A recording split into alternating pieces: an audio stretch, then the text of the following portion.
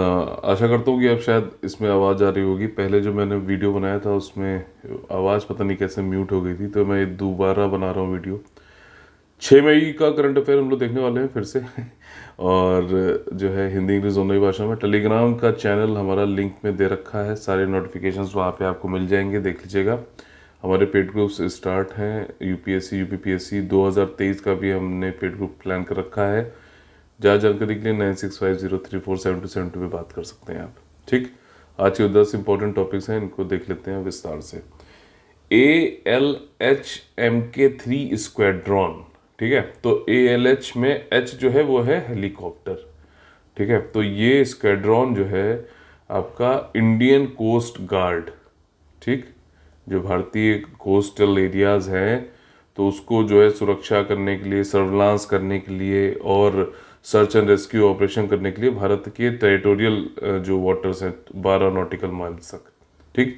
तो Indian coast guard जो है ये स्क्वाड्रॉन ALH हेलीकॉप्टर्स जो है इसने इंडक कमीशन कर लिए हैं ताकि अच्छे से सर्च एंड रेस्क्यू और जो है आपका सर्विलांस कर पाए, ठीक। तो इंडियन कोस्ट गार्ड के जो है डायरेक्टर कौन है? डायरेक्टर जनरल VS पठानिया है, ध्यान रखिएगा। और ये हेलीकॉप्टर पूरी तरीके से इंडिजीनियसली डेवलप्ड है, ठीक है। तो ये चीज़ है। और ये कहाँ कहाँ पे अब कर पाएगा? 4 हेलीकॉप्टर अभी कोची में रखे गए हैं, जो कि कर्नाटका, केरला और लक्षद्वीप में बढ़िया पूरी एंटायर कोस्ट को कवर करेगा। नेक्स्ट टॉपिक है international conference on disaster resilient infrastructure. देखिए, डिजास्टर क्या होता है? डिजास्टर मतलब कोई, जैसे अर्थक्वेक हो गया, फ्लड हो गया, ठीक है ना, सुनामी हो गया, ठीक, आपका हीट वेव, ज़्यादा लोग की डेथ हो जाए तो डिजास्टर कहलाएगा। तो ये डिजास्टर्स जो है इनसे निपटने के लिए, इनसे अपने आप को अनुकूल बनाने के लिए हमको जो है कुछ ऐसा इंफ्रास्ट्रक्चर बनाना है कि ये डिजास्टर जो है इससे ज़्यादा जान माल की हानि ना हो, ठीक। जैसे कि मान लीजिए कोई अर्थक्वेक प्रोन एरिया है, जैसे कि भारत में दिल्ली हो गया और हिमालयन रीजन्स हो गए, उत्तराखंड के रीजन, तो वहाँ पे हम ऐसे बिल्डिंग, ऐसे डैम, ऐसे जो है इंफ्रास्ट्रक्चर बनाएं जो कि रिएक्टर स्केल पे, जो कि जो है अर्थक्वेक में आती भी है अगर मैग्नीट्यूड की, तब भी जो है वो उसको झेल जाए, ठीक। तो क्या हुआ? डिजास्टर से रेजिलियंट इंफ्रास्ट्रक्चर हुआ। तो इसी तरीके का जो है मोदी जी ने, यहाँ पर हमारे प्रधानमंत्री जी ने CDRI, ठीक है ना, कोalition फॉर डिजास्टर रेजिलियंट इंफ्रास्ट्रक्चर को लॉन्च किया था जब 2019 में UN क्लाइमेट समिट हो रहा था, ठीक। इसमें कोलिशन है, मतलब कई लोग आके मिल रहे हैं, डिजास्टर रेजिलियंट इंफ्रास्ट्रक्चर क्या बन रहा है, क्या बन रहा है, नॉलेज को शेयर करो और बेहतर से बेहतर बनाते जाओ। तो ये 2019 में लॉन्च किया था। अभी जो है इसका चौथा संस्करण जो हो रहा है, ठीक है। और इससे पहले कब कब हुआ? 2018-19 में हुआ, और ये दोनों ही न्यू दिल्ली में हुए थे। तीसरा जो है कोविड की वजह से वर्चुअली हो पाया था 2021 में। अब की बार 4 से 6 मई को हुआ है, न्यू दिल्ली में हो रहा है और यूनाइटेड स्टेट्स ऑफ अमेरिका के साथ में मिलके हो रहा है, पार्टनरशिप में, ठीक। तो ये याद रखिएगा। इसमें कुछ और चीज़ें इन्होंने बताई हैं कि चौथा वो तो बता ही दिया। Infrastructure for resilient island states, islands में क्या है, ज़्यादातर फ्लडिंग की दिक्कत है, सिग्ना सी लेवल राइज हो रहा है तो उसके लिए दिक्कत है। तो वहाँ पर ये इस कोalition जो है, सब लोगों ने मिलके वहाँ पर अच्छा रेजिलियंट इंफ्रास्ट्रक्चर बनाने की बात करी है, जो कि अच्छी बात है।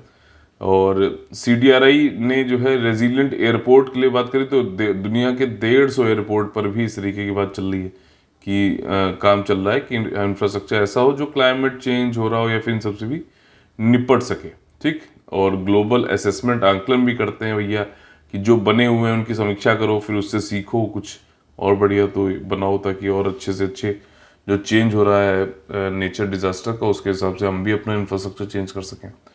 यहाँ पे इन्होंने बात बोली है कि रेजिलियंट इंफ्रास्ट्रक्चर ट्रांजिशन करना चाहिए हमें, ठीक है ना। मतलब जो इंफ्रास्ट्रक्चर है जो अभी अनुकूल नहीं है डिजास्टर से निपटने के लिए, उसको अनुकूल बनाने की तरफ हमें बढ़ना चाहिए, ट्रांजिशन करना चाहिए। ये वैसे ही है जैसे हम लोग कोयले के से जो एनर्जी प्राप्त करते हैं उससे ट्रांजिशन करके सोलर या फिर नवीकरणीय ऊर्जा, अक्षय ऊर्जा, ग्रीन ऊर्जा की तरफ ट्रांजिशन कर रहे हैं। वैसे ही मोदी जी ने कहा है कि हमें रेजिलियंट इंफ्रास्ट्रक्चर ट्रांजिशन की तरफ बढ़ना चाहिए, ठीक। आसान भाषा में ये समझने वाली बात है, ठीक है। ये हुआ हमारा दूसरा टॉपिक। अगला टॉपिक है कैन्स फिल्म मार्केट। देखो, कैन्स फिल्म फेस्टिवल हर साल होता है फ्रांस में, ठीक, 75वां इस बार होने वाला है। इस कान फिल्म फेस्टिवल के साइड में एक और जो है चीज़ होती है, वो होती है मार्चे डू फिल्म। मतलब ये फ्रेंच लैंग्वेज में मार्चे डू फिल्म का मतलब होता है फिल्म मार्केट। अब ये फिल्म बन रही तो उसको मार्केट करना ये तो करेंगे ही ना, तो उसमें एक तरीके का बाजार तो ही है। तो मार्चे डू फिल्म में जो है पहली बार किसी कंट्री को कंट्री ऑफ ऑनर का जो है से रिकॉग्नाइज किया गया है, वो इंडिया है। अब आगे वाले सालों में अलग अलग नेशंस होंगे, लेकिन पहली बार हुआ कंट्री ऑफ ऑनर दिया जा रहा है, official country of honour Marché du film में, ठीक है ना। कैंस फिल्म फेस्टिवल नहीं, मार्चे डू फिल्म में यानी फिल्म मार्केट में वो इंडिया को दिया गया। ये इंपॉर्टेंट इसमें है और पूछ भी सकता है यूपी पीसीएस में, तो जो पूछ सकता है, ठीक है। तो ये यहाँ पर है। और 75 साल भी हमारे राजनयिक संबंध हो रहे हैं फ्रांस के साथ में। कंट्री ऑफ ऑनर जो है आपका इस यहाँ पे होगा क्या, यहाँ पे 5 नए कुछ ऐसे स्टार्टअप होंगे जो कि पिच करेंगे कि उनको ऑडियो विजुअल इंडस्ट्री में कुछ अपॉर्चुनिटी मिले। ऑडियो वीडियो इंडस्ट्री समझ रहे हो, जैसे कि जो भी अननेचुरल सी चीज़ आपको दिखाई देती है कि हीरो जो है जमीन में मुक्का मार के जो है गड्ढा खोद दे रहा है, पूरा जो है भूकंप आ जा रहा है, या फिर रजनीकांत की जितनी भी चीज़ें आप देखते हो ना, तो वो सारी ज़्यादातर चीज़ें ऑडियो विजुअल इंडस्ट्री मतलब वीएफएक्स और इसके जरिए ही होती है, ठीक। मार्चे डू फिल्म का लिटरल मीनिंग होता है फिल्म मार्केट, और ये जो है काम फिल्म फेस्टिवल में का काउंटर पार्ट है and one of the largest film market in the world, ठीक। और जो है 1959 में इसको इस्टेब्लिश किया गया था। हर साल ये कान फिल्म फेस्टिवल के साथ में किया जाता है, संयोजन में आयोजित किया जाता है, ठीक है। नेक्स्ट टॉपिक है सागरमाला प्रोग्राम। सागरमाला प्रोग्राम अगर अब मैं आपको बताऊं तो देश के जो भी पोर्ट्स हैं उन पोर्ट, इसको बोलते हैं इसके अंतर्गत पोर्ट लेड डेवलपमेंट करना है, ठीक। तो मतलब पोर्ट को डेवलप करो तो पोर्ट से पूरा जो है विकास होना चाहिए। तो ये 5 पिलर पे काम करता है। पोर्ट का मॉडर्नाइजेशन करो, जैसे ये 13 जो है हमारे पोर्ट्स हैं यहाँ पर जो मेंशन है, ठीक, सागरमाला प्रोजेक्ट में। पोर्ट को मॉडर्नाइज करो और नए पोर्ट डेवलप करो। पोर्ट की कनेक्टिविटी करो, इसकी रोड से, रेलवे से, एयरपोर्ट से, वाटरवे से, ठीक है। और आपका पोर्ट लेड इंडस्ट्रियलाइजेशन, जो भी इंडस्ट्री हो सकती है एक्सपोर्ट इंपोर्ट के लिए इंडस्ट्रीज बनाओ। कोस्टल कम्युनिटी, जो यहाँ कोस्टल कम्युनिटी रह रही है उनको डेवलप करो, ठीक। और coastal shipping and inland water, तो मतलब जैसे यहाँ पे कोई चीज़ ट्रांसफ़र होनी है, ठीक। तो यहाँ पे ये कहना चाह रहे हैं कि अगर हम मान लो पानी के रास्ते कोस्टल शिपिंग थ्रू करेंगे तो वो ज़्यादा बढ़िया। इनलैंड वाटर ट्रांसपोर्ट हमारे यहाँ कितना 14,500 किलोमीटर हम लोग कर सकते हैं, हमारे पास पोटेंशियल है, तो उसके थ्रू हमें करना। तो ये ओवरऑल जो है अम्ब्रेला स्कीम है सागरमाला प्रोजेक्ट, उसके अंतर्गत ये 5 पिलर हैं और पोर्ट लेड डेवलपमेंट करना चाहते हैं। इसमें मेन चीज़ यही है कि जो भी लॉजिस्टिक्स है उसके दाम कम हो जाए और एक्सपोर्ट इंपोर्ट बढ़े, उसमें निवेश आए जो है इंफ्रास्ट्रक्चर में।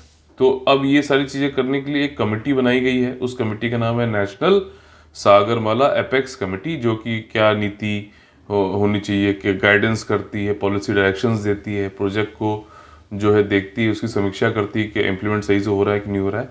तो ये जो है NSAC है, इसको जो है जो मिनिस्टर ऑफ पोर्ट्स हैं, शिपिंग है, वाटरवे हैं, वो इसको चेयर करते हैं, ना कि प्रधानमंत्री। इसलिए इम्पोर्टेंट हो जाता है ये, क्योंकि वहाँ पे बोल देगा कि NSAC जो है चेयर्ड बाय प्राइम मिनिस्टर, आप मजे मजे में लगा के आओगे, ठीक। तो इसकी मीटिंग अभी हो रही है 6 मई को विज्ञान भवन न्यू दिल्ली में, ठीक। और इसको जो है मिनिस्टर पोर्ट ऑफ करते हैं हेड, इसके अलावा कैबिनेट मिनिस्टर होते हैं, और जो भी चीफ मिनिस्टर या फिर एडमिनिस्ट्रेटर हैं ऐसे स्टेट्स और यूनियन टेरिटरी जो आपके कोस्टल एरियाज़ में, तो वो सारे इसमें रहते हैं, ठीक है।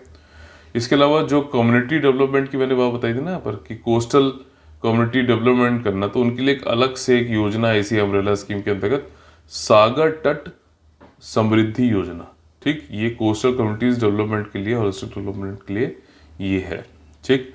आपका ये सागरमाला प्रोजेक्ट कब आया है भाई साहब? वो 25 मार्च 2015 को अप्रूव हुआ था, और ये मतलब वही एम है कि कोस्ट लाइन और 14.5 कोस्ट लाइन 7,500 करीबन, इसमें मुख्य जो भूमि है भारत की मेनलैंड जो भूमि वो है, और आइलैंड वाली भी है भाई साहब, उसकी भी तो कोस्ट होते हैं, और 14,500 किलोमीटर जो है वाटरवेज। ठीक, तो ये सारी चीज़ें इसमें बताई गई हैं। नेक्स्ट टॉपिक है इंडिया नॉर्डिक समिट। देखो इसके लिए मैंने यहाँ पे ट्रिक आप लोग के लिए बनाई है, नॉर्डिक कंट्रीज में भी पूछ सकता है।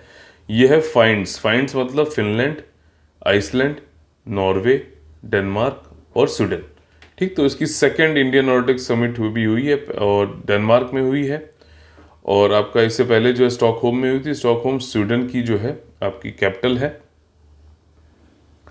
ठीक, पहली जो हुई थी, सेकंड हुई है अभी। इस पे मोदी जी ने कहा कि भैया ब्लू इकोनॉमी पे आओ, आप लोग जो है इस पे इन्वेस्ट करो, जैसे कि सागरमाला प्रोजेक्ट। ब्लू इकोनॉमी जो भी मरी टाइम समुद्री क्षेत्र में, चाहे ऊर्जा बनाना हो, चाहे फिशिंग करना हो, एक्वा कल्चर हो, ठीक, शिपिंग हो गया, ये सारी चीज़ें ब्लू इकोनॉमी में आ जाती है। जिस तरीके से भी समुद्र के जरिए पैसा बन सकता है या फिर जो है कुछ ना कुछ इनकम हो सकती है, उसको ब्लू इकोनॉमी बोलते हैं। उन्होंने कहा मोदी जी ने कि आओ इन्वेस्ट करो। ठीक, आर्टिक रीजन, अब ये सारी जो है उत्तरी ध्रुवीय एरिया में है ना आपके ये नॉर्डिक कंट्रीज, तो वहाँ जो आर्कटिक रीजन है, तो उसमें प्राइम मिनिस्टर जी ने नोट किया कि इंडिया की आर्कटिक पॉलिसी जो है एक अच्छा फ्रेमवर्क है हमारे कोऑपरेशन, नॉर्डिक और इंडिया के बीच में कोऑपरेशन के लिए। सॉवरेन वेल्थ फंड्स SWF, ठीक, संप्रभु धन कोष, ये हर कंट्री का जो है सॉवरेन वर्ल्ड फंड होता है। जैसे भारत में अगर हम लोग फॉरेक्स अपना जो है विदेशी मुद्रा उसको यूज़ करें, इन्वेस्ट करें कहीं जाके, तो कई लोग कंट्री करते भी हैं। ये चाइना के पास में फॉरेक्स कितना आता है, उसी का तो यूज़ कर रहा है हर जगह जाके जो है, हालांकि उसको लोन देता है, बाद में हड़प लेता है। तो ये सॉवरेन वेल्थ फंड के लिए बोला है प्रधानमंत्री जी ने कि अपना यूज़ करिए, इन्वेस्ट करिए इंडिया में। इन्वेस्ट की पूरी बात करी इन्होंने यहाँ पर, नॉर्डिक कंट्रीज़ के साथ में समिट हुआ है। इसके अलावा नॉर्डिक कंट्रीज़ ने बोला है कि UNSC में 5 जो परमानेंट मेंबर है और 10 नॉन परमानेंट मेंबर होते हैं, तो इसमें UNSC में सुधार के लिए जो प्रयत्न कर रहे हैं इंडिया कि उसको परमानेंट मेंबरशिप मिलनी चाहिए, इसके भी पक्ष में है। ठीक, रिफॉर्म भी होना चाहिए और एक्सपेंडेड सिक्योरिटी काउंसिल होना चाहिए। तो सुरक्षा परिषद को मतलब हम इंडिया की मेंबरशिप वहाँ पर परमानेंट मेंबरशिप के लिए नॉर्डिक कंट्रीज अपना समर्थन देते हैं। इसके अलावा एक इम्पॉर्टेंट चीज़ है कि प्लास्टिक पोल्यूशन को 2024 तक एंड करने के लिए जो डिसीजन आया था, ठीक है, UNEA 5.2 में, कि हम नेगोशिएट करें लीगली बाइंडिंग इंस्ट्रूमेंट, मतलब प्लास्टिक को एंड करना है पोल्यूशन को 2024 तक, तो हम लीगली बाइंडिंग कर दें। मतलब अभी लोग कह रहे हैं हाँ हाँ करेंगे ये वो, लेकिन कोई लीगली उनके लॉ नहीं बनाया गया या फिर उनको मतलब बाइंडिंग नहीं है। तो 2024 तक ये चीज़ बाइंडिंग हो जाए कि सब लोग लॉ बनाए और फिर लॉ का मतलब रूल ऑफ लॉ के हिसाब से प्लास्टिक को जो है पोल्यूशन को एंड करें। ये जो है इम्पोर्टेंट है, ताकि ये मतलब इस पे इंडिया और नॉर्डिक जो है फॉलो अप करना चाहते हैं, इस वाले डिसीजन को नेगोशिएट करना चाहते हैं, लीगली बाइंडिंग इंस्ट्रूमेंट। ठीक, ये फाइंड्स जो है आपका, ये ट्रिक है नॉर्डिक कंट्रीज के लिए। ठीक, हैफलॉन्ग हिंदी, देखो नॉर्थ ईस्ट रीजन में जो भी मतलब हिंदी भाषी लोग पहले गए रेलवे लाइन बनाने के लिए या फिर चाय के बागानों में, तो उन सब ने जाकर वहाँ पर कुछ अपनी भाषा उपयोग करी, तो वो लोग भी कुछ बोलने लगे, तो एक टूटी फूटी या फिर एक अलग ही हिंदी का फॉर्म बन गया। ठीक, तो उसको देसी हिंदी वहाँ की बोल सकते हैं। तो आसाम में एक जो हिल स्टेशन है आपका दीमा हसाओ, तो वहाँ पे जो हिंदी बोली जाती है, यहाँ का हेडक्वार्टर हैफलॉन्ग है, तो उसको हैफलॉन्ग हिंदी बोला जाता है, बस इतना समझ लीजिए। और ये हिंदी जो है ये एक अलग ही मतलब रूप है इसका, हिंदी का। ठीक है, इसमें ये नहीं है कि जो है हिंदी की ग्रामर जो है उसका उपयोग किया जाता है, इसमें ये तिब्बतो बर्मन ग्रामर यूज़ किया जाता है, नेपाली और बंगाली के भी इसमें कुछ वर्ड आ गए हैं। ठीक, इसमें जो हिंदी के जो नंबर है वो नहीं यूज़ किए जाते हैं, हालांकि प्लूरल मार्कर यूज़ किया जाता है। इसी प्रकार से शिलोंग में एक अलग हिंदी चलती है, अरुणाचल प्रदेश में अलग हिंदी चलती है। ये सब बातें हम क्यों पढ़ रहे हैं यहाँ पर, ये इसलिए पढ़ रहे हैं क्योंकि अभी सेंटर ने ये कहा है कि हिंदी को कंपलसरी कर देंगे हाई स्कूल के एग्ज़ाम में, हाई स्कूल्स में नॉर्थ ईस्ट इंडिया में। तो ये यहाँ पे कहा जा रहा है कि भाई साहब इस तरीके से जो एक हिंदी के नए रूप बने हैं, या फिर आप ज़बरदस्ती क्यों हमारे ऊपर हिंदी इम्पोज करना चाह रहे हो, हिंदी नहीं चाहिए हमें। और ये जो है ये ये भी इनका भी एक अपनी जगह है, अपनी एक लिंग्विस्टिक डाइवर्सिटी, ठीक है ना, भाषा की विविधता का ये भी एक रूप है। तो ये सारी चीज़ें यहाँ पर बताई गई हैं। हैफलॉन्ग हिंदी डिमासा पीपुल बोलते हैं, आसाम में है ये आपका, ये ध्यान रखना, ठीक है। सेक्स रेशियो एट बर्थ बहुत ज़्यादा इंपॉर्टेंट है, यूपीपीसीएस में पूछ सकता है। देखिए सिविल रजिस्ट्रेशन सिस्टम रिपोर्ट अभी आई है, ठीक, सिविल रजिस्ट्रेशन सिस्टम रिपोर्ट आई है 2020 वाली। इसमें ये बताया गया है कि कौन सी जो स्टेट हैं या फिर यूनियन टेरिटरी हैं वो उन्होंने कैसा परफॉर्म किया है सेक्स रेशियो एट बर्थ पर। पहले समझ लेते हैं सेक्स रेशियो होता क्या एट बर्थ। तो हर 1000 मेल बच्चों पर, ठीक है, मेल बच्चों कितनी जो है बच्चियां या फिर लड़कियों का जन्म हुआ है, ठीक है। तो ये अब किसी एरिया में भी हो सकता है, मान लीजिए, ठीक, जैसे लद्दाख की बात हो रही है। और ये टाइम तो मतलब हो गई कि हम पिछले वित्तीय वर्ष की बात कर रहे हैं। तो हर 1000 बच्चे जब पैदा हो रहे हैं, लड़के बच्चे पैदा हो रहे हैं, तो उसके अनुपात में देखा है तो लड़कियों कितनी पैदा हो रही हैं, ये चीज़ इसको ये शो करता है। ये इंडिकेटर भी होता है कि कैसे भारत अभी मतलब समाज में बच्चियों के लिए, लड़कियों के लिए जो है क्या सोशल स्टेटस चल रहा है, क्या है, तो एक इंडिकेटर टाइप से है, ठीक। तो यहाँ पर जो है, पहले तो देखिए टॉप 5 स्टेट या फिर यूनियन टेरिटरी पूछा जाए तो लद्दाख ओवरऑल सबसे ज़्यादा है 1104, ठीक। अब यूनियन टेरिटरी पूछा जाए तब भी लद्दाख आंसर रहेगा, लेकिन अगर स्टेट पूछा जाए टॉप तो अरुणाचल प्रदेश हो जाएगा। ओवरऑल टॉप 5 जो है लद्दाख, अरुणाचल प्रदेश, आपका ये अंडमान निकोबार, त्रिपुरा और केरला हुए। बॉटम वाला पूछा जाए तो मणिपुर है। तो स्टेट पूछा जाए तो मणिपुर है, लेकिन यूनियन टेरिटरी पूछा जाए तो दादर नगर हवेली, दमन एंड दीव ये मर्ज कर दिए गए थे, तो ये होगा ओवरऑल।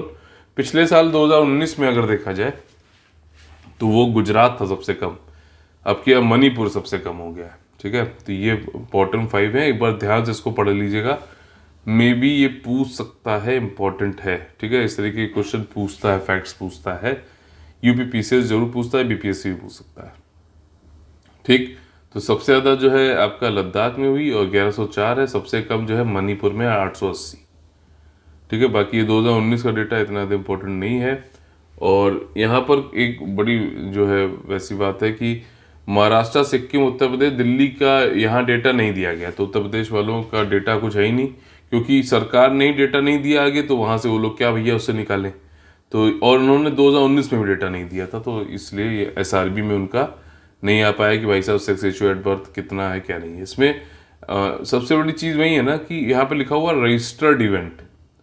भाई जैसे हॉस्पिटल में जाके बच्चा पैदा हुआ तो वहाँ रजिस्टर्ड हो गया, ठीक है ना। जैसे जो लोग हैं वो उन लोग को पता होगा कि रजिस्ट्रेशन कराना पड़ता है कि किस जगह पर अगर लड़का हुआ लड़की हुई, रजिस्ट्रेशन कराना पड़ता है साल भर के अंदर, ठीक। तो उसको वहाँ पे जो है, अब यहाँ पे जो है डेटा ही नहीं दे पा रहे हैं हम लोग, तो फिर मतलब रजिस्ट्रेशन ही नहीं लोग कराते होंगे या जो भी है, तो उसकी वजह से ये डेटा नहीं निकल पाया है, ठीक। अगला टॉपिक है इकोनॉमी संबंधित, इंपॉर्टेंट है, जीएसटी कंपनसेशन। देखो जीएसटी क्या है, एक अप्रत्यक्ष कर है, इनडायरेक्ट टैक्स है। मतलब बनाया ब्रिटानिया का बिस्किट, ब्रिटानिया कंपनी ने खाया आपने, तो 10 रुपए मान लीजिए बिस्किट है आपने, तो उसमें आपने फाइनल कंजम्पशन उपभोक्ता आप हो, तो आपको आप मतलब उसमें 10 रुपए में इंक्लूडेड है टैक्स, तो आप टैक्स दोगे वाला, ठीक। वहीं प्रत्यक्ष कर क्या होता है कि जो इनकम कमा रहा है, ठीक है ना, क्योंकि इनकम यहाँ पर ब्रिटानिया में तो देखा जाए बिस्किट हमने खरीदा, 10 रुपये हमने ब्रिटानिया को दिया, तो वो वहाँ पर इनकम पे नहीं होता है, जिसने कंज्यूम किया उसको होता है, उसके ऊपर टैक्स लगता है, तो वो होता है इनडायरेक्ट टैक्स। और वही इनकम जो कमाता है उसके ऊपर जो टैक्स लगता है उसको बोलते हैं डायरेक्ट टैक्स। और अभी उसका कोई इस तरीके की जीएसटी का मतलब वन इनडायरेक्ट मतलब जैसा नहीं बनाया, अभी उसको भी करना है, कोडिंग करनी है उसकी भी, कि एक टैक्स बन जाए, जैसे कि जीएसटी बन गया है अप्रत्यक्ष करों के लिए। तो जीएसटी जब लाया गया तो स्टेट्स के अंदर काफ़ी डर था कि भाई साहब जो भी हमारा रिवेन्यू चल रहा है जीएसटी के आने के बाद रिवेन्यू गिर जाएगा। तो केंद्र ने कहा कि चिंता ना करो, रिवेन्यू गिरेगा तो हम उसको करेंगे कंपनसेट, हम आपको देंगे मुआवजा, ठीक। और इसके लिए हम क्या है, एक उपकर लगाएंगे, सेस लगाएंगे कुछ सिन और लग्जरी वाले आइटम्स पे, जैसे कि बीड़ी, तंबाकू, ठीक, और ये दारू और कार, इन सब पे जो है हम कुछ सेस लगाएंगे, और उससे जो पैसा इकट्ठा होगा वो जीएसटी कंपनसेशन फंड में इकट्ठा होगा, और आपका जो भी है जीएसटी आने के बाद 2017 में जीएसटी आया था 1 जुलाई से, तो उसके बाद 5 सालों तक जो भी मतलब रेवेन्यू में गिरावट आएगी उसको हम मुआवजे के जरिए कंपनसेट कर देंगे। पूरी बात समझ में आई? तो ये चीज़ थी। लेकिन अभी ममता जी कह रही हैं कि भैया हम पेट्रोल डीजल दाम कम कर सकते हैं हमारा, लेकिन जीएसटी क्लियर नहीं किया है। केंद्र ये कह रही है कि हमने कर दिया है। वो सब बातों में नहीं पड़ेंगे हम लोग। मेन चीज़ जो चीज़ समझने की है, जीएसटी क्या है, जीएसटी कंपनसेशन क्या है, और इसमें 14% तक मान लीजिए उन्होंने बोला कि जब लगाते समय कि 2015-16 में मान लीजिए आपके किसी स्टेट के 100 रुपए थे, और ये माना कि 14% के हिसाब से रेवेन्यू आपका बढ़ेगा। ठीक, अनुमान पहले ही लगा लिया उन्होंने, पहले ही बता दिया था कि इतना 14% के हिसाब से बढ़ेगा। तो हम क्या है कि अगर मान लीजिए आपका रेवेन्यू 14% से मान लीजिए 12% बढ़ा, ठीक, तो जो है 2% हम आपको कंपनसेट कर देंगे। बात समझ में आ गई? तो ये चीज़ यहाँ पर बताई गई थी। और सेस लगाया जाएगा। सेस उपकर क्या होता है, किसी स्पेसिफाइड चीज़ के लिए होता है, जब उसका कार्य पूरा हो जाता है तो उसको हटा देते हैं। ये टैक्स ऑन टैक्स होता है सेस। ठीक, पान मसाला, टोबैको, कोल, कार, इन सब पे लगाना था। बाकी ये सब इन्होंने बताया कि हमने दे दिया, उन्होंने कहा नहीं दिया, हम तेल नहीं, महंगा हो रहा है, ये हो रहा है, वो रहा है। खैर बताओ चीज़ें। अगला टॉपिक है रिकॉर्डेड डेथ्स। रिकॉर्डेड डेथ्स मतलब कि दर्ज की गई मौतें। भारत में अब ये वही सिविल रजिस्ट्रेशन सिस्टम जो अभी है उसने निकाला है डेटा कि भारत में 2020 में 81.2 लाख मौतें हुई, 2019 में 76.4 लाख मौतें हुई, और जो मौतें हुई उसमें मैन की ज़्यादा मौतें हुई 60% तक, विमेन जो है 39.8%। पता नहीं ऐसा क्यों है, बट है। और यहाँ पर इन्होंने ये डेटा निकाल के ये भी बताया कि ये सारी मौतें कोविड से नहीं हुई है। इसलिए बोल रहे हैं क्योंकि कई सारे इंटरनेशनल ऑर्गेनाइजेशंस हैं जो कि ये कह रहे हैं कि भारत ने जो बताई ऑफिशियल फिगर कोविड की वजह से मौतें, वो बहुत कम है।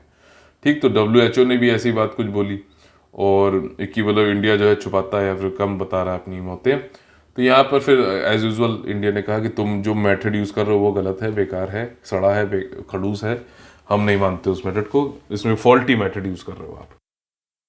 और उन्होंने यहाँ पर ये भी कहा कि ये जो 81 लाख मौतें हुई है सारी सारी कोविड से मौतें नहीं है, ओवरऑल मौतें। ठीक, इंस्टीट्यूशंस में जो डेथ्स हुई वो आपकी 28% थी। मान लीजिए कोई हॉस्पिटल में डेथ हो रही है तो 28 मतलब उसको संस्थागत मौत में जो है जोड़ा जाएगा। वहीं कोई हॉस्पिटल मतलब बाहर एक्सीडेंट में मर जा रहा है या फिर कहीं और मर रहा है तो वो ओवरऑल अलग है। ठीक, तो ये चीज़ यहाँ पर इन्होंने बताई है। ठीक, अगला टॉपिक है रेपो रेट इंक्रीज। बहुत ज़्यादा इंपॉर्टेंट है। टेलीग्राम पे मैंने आप लोग साथ साझा कर रखा है आरबीआई और उसके बेसिक इकोनॉमी के बेसिक्स जो टर्म्स होते हैं उनकी डेफिनीशन। ठीक, आप लोग कहिएगा तो फिर आपके शेयर कर दूंगा कि रेपो रेट क्या होता है। रेपो रेट क्या है कि जब आरबीआई पैसा देता है बैंक्स को, ठीक, तो जो है बैंक्स और बैंक से जो है आपका वो लेता है गवर्नमेंट सिक्योरिटीज। तो हमेशा इसको ऐसे याद रख सकते हो आप कि रेपो रेट ज़्यादा होता है और आरबीआई अपना कभी नुकसान नहीं कराना चाहता। तो आरबीआई जब पैसा देगा तो उसको ब्याज ज़्यादा मिलेगा, तो वो रेपो रेट है। ठीक, रिवर्स रेपो रेट कम होता है। क्यों? क्योंकि उस केस में आरबीआई खुद पैसा लेता है। तो यहाँ पर क्या कर रहा है, जो लिक्विडिटी है हमारी अर्थव्यवस्था में, वहाँ से लिक्विडिटी को कम, तरलता को कम कर रहा है। ठीक, यहाँ पर तरलता को ज़्यादा तो कर रहा है, पैसे दे रहा है। ठीक, लेकिन भाई साहब ये महंगा हो गया अब यहाँ पर ब्याज दर। रिवर्स रेपो रेट आपको पता है ज़्यादातर जो है कम रहता है। तो रेपो रेट के बदले में जो पैसा लेन देन होता है उसमें गवर्नमेंट सिक्योरिटीज ले दी जाती है, एक तरीके से प्रोमिसरी नोट होता है। ठीक, और 7 और 14 दिन के ये टर्म के लिए होता है, शॉर्ट टर्म के लिए। तो यहाँ पे रेपो रेट जो है आपके एमपीसी ने या फिर आरबीआई ने बढ़ा दी है, और ये 4.4% अब हो गई है। और इसकी ये कारण इसका क्या है कि इन्फ्लेशन यानी कि मुद्रास्फीति जो है बहुत तेजी से बढ़ रहा है। इसको कम करने के लिए पूरी दुनिया में बढ़ रहा है, अब यहाँ पे भी बढ़ रहा है। भारत में हम लोगों ने देखा है कि WPI जो है काफ़ी तेजी से बढ़ रहा है, तो उसकी वजह से CPI भी आगे आने वाले टाइम पे बढ़ता ही बढ़ता है। और आरबीआई जो है WPI को नहीं करता है मॉनिटर, ध्यान रखना, CPI करता है, कंज्यूमर प्राइस इंडेक्स को करता है, जो कि आपका खुदरा मुद्रास्फीति होता है, जो रिटेल इन्फ्लेशन होता है। ठीक, हो सकता है पूछ लिया क्वेश्चन। और यहाँ पर मॉनेटरी पॉलिसी कमेटी ने जो है यूक्रेन का वॉर, इन्फ्लेशन, इसकी वजह से बढ़ाया है। हालांकि उन्होंने कहा कि अभी भी हम एकोमोडेटिव पॉलिसी को अपना रहे हैं, मीनिंग कि वो चाहते हैं कि जीडीपी की भी ग्रोथ हो, अर्थव्यवस्था की भी ग्रोथ हो, लेकिन थोड़ा थोड़ा हम विड्रॉल करके इन्फ्लेशन ज़्यादा ना बढ़े इसकी तरफ बढ़ रहे हैं। ठीक, तो ये कह रहे हैं इन्फ्लेशन को कंट्रोल क्या करना चाहते हैं, सीपीआई को 2 से 6% के बीच में रेगुलेट करना चाहते हैं। इसके ज़्यादा हो रहा है या फिर इससे कम हो रहा है, तो दोनों ही केस में आरबीआई जो है कुछ फोकस करती है कि इस पे कार्य किया जाए, पॉलिसी रेट्स को घटा बढ़ाकर। ठीक, रेपो रेट बढ़ा दिया ये तो ठीक है, लेकिन कैश रिजर्व रेशियो भी बढ़ाया, जिससे की वजह से तुरंत जो है लिक्विडिटी जो है आपकी कम हो जाएगी मार्केट से 87,000 करोड़। अब ये कैश रिजर्व रेशियो क्या होता है कि बैंकों को कुछ पैसा अपना जो है तुरंत सीआरआर के मतलब प्रतिशत, जैसे पहले 4 था अब इसको 4.5% कर दिया है, आरबीआई के पास रखना पड़ता है और इस पर कोई भी उनको ब्याज व्याज नहीं मिलता। इसका कई बार क्रिटिसिज्म भी होता है, खैर तो ये भी बढ़ा दिया गया, उससे तुरंत जो है लिक्विडिटी कम हो गई है। ठीक, अगर घटा देता तो लिक्विडिटी बढ़ जाती, आरबीआई के पास जो पैसा ऑलरेडी बैंकों का था वो बैंकों को वापस करता वो, लेकिन यहाँ पे बढ़ा दिया है। और जैसे कि ये स्टैंडिंग डिपॉजिट फैसिलिटी अभी जो नया आया था, मैंने आपको पढ़ाया भी था, ये 0.25% कम है होता है रेपो रेट से, तो ये 4.15% हो गया है। और बैंक रेट और मार्जिनल स्टैंडिंग फैसिलिटी 4.65%। ये आपका, मैंने आपको बताया टेलीग्राम का चैनल जरूर ज्वाइन कर लीजिए, वहाँ पे मैंने ये दे रखा है ऑडियो, ये वाला ऑडियो नहीं तो वीडियो बहुत ज़्यादा लंबा हो जाएगा, तो वो आप आराम से उसको सुनकर सारे बेसिक पॉइंट हो जाएंगे। मार्जिनल स्टैंडिंग फैसिलिटी क्या होता है, बैंक रेट क्या होता है, तो ये सब कुछ उसमें बताया गया है। ठीक, डिसीजन वही किया गया कि इन्फ्लेशन को 2 से लेके 6% के बीच में रखना है, 4 ±2% रखना है। ठीक, तो ये फिर से वीडियो बनाना पड़ गया, लेकिन कोई दिक्कत नहीं है। आप लोग का आज बहुत ज़्यादा इंपॉर्टेंट टॉपिक्स भी थे, जैसे कि आपका सेक्स रेशियो एट बर्थ हो गया, ये वाला रेपो रेट वाला हो गया। इकोनॉमिक में कई लोग को दिक्कत होती है, तो खैर हमारे साथ जुड़े रहेंगे, दिक्कत नहीं होगी। आप लोग हमारे साथ टेलीग्राम चैनल पे जुड़ सकते हैं। पेड ग्रुप से संबंधित जानकारी चाहिए तो 9650347272 पे बात भी कर सकते हैं। तो चलिए, कल फिर से मुलाकात होगी सुबह 6 बजे। आई होप कि इसमें आवाज़ रही होगी, ठीक है, क्योंकि ऐसे पता नहीं चल पाता है, या तो बनेगा मतलब रिकॉर्ड करते समय नहीं होता, अगर नहीं होता है तो कोई दिक्कत वाली बात नहीं है, मैं फिर से इसको रिकॉर्ड करूंगा, लेकिन आप तक पहुंचाता रहूंगा। आप लोग क्या कर सकते हो, आप लोग मेरे साथ मेरा मोटिवेशन बढ़ा सकते हो। कम से कम रोज 1 सब्सक्राइबर या शेयर जो है आप लोग को करना है, ताकि आप लोग मुझे मोटिवेट कर सके, ताकि मुझे भी लगे ना कि यार क्यों मैं इतना वो मतलब करूं। आप लोग तो मेरे लिए कुछ मतलब करते नहीं हो, ठीक, ना एक शेयर करते हो, ना सब्सक्राइब करते हो, ना कमेंट करते हो, ना कुछ, तो मैं क्यों ऐसे करता रहूं। तो ये चीज़ थोड़ा सा आप लोग करेंगे, कम से कम एक टारगेट बनाए कि 1 लोग के साथ आप शेयर और सब्सक्राइब कराने की कोशिश जरूर करेंगे, तो ये मेरे लिए मोटिवेशन वाली बात होगी। तो चलिए, कल फिर से मुलाकात होगी सुबह 6 बजे, तब तक के लिए आप लोग से लेते हैं अलविदा। जय हिंद, जय Bharat, all the very best, Vande Vande Mataram.